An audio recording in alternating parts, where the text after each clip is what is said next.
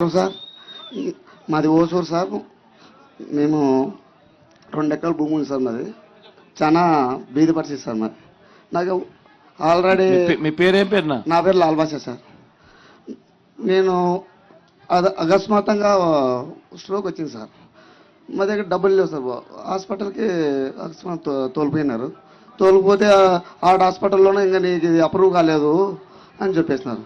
అప్పుడు మా ఫ్రెండ్ మోహన్ కృష్ణ శ్రీని గారు ఎమ్మెల్యే మేడం తెలియజేసి ఇట్లా అప్రూవ్ కావడం లేదంట మేడం అంటే, డాక్టర్తో మా ఎమ్మెల్యే గారు ఫోన్ చేసి అది ఎంతని కానీ మేము భరిస్తాము, అప్రూవ్ అయినా ఆయన ఫస్ట్ చర్య తీసుకొని ఆయనకు ఆపరేషన్ జరపాలని మా ఎమ్మెల్యే గారు శ్రీరామ్ గారు చెప్పినారు సార్. ఇది జరిగింది సార్.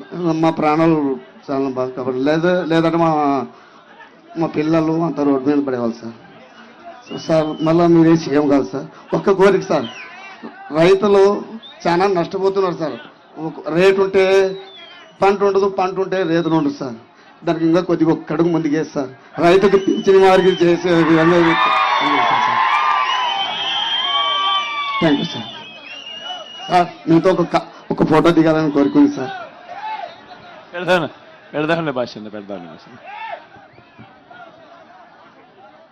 జగనన్న గారికి నమస్కారం, నా హృదయపూర్వక నమస్కారాలు అన్న.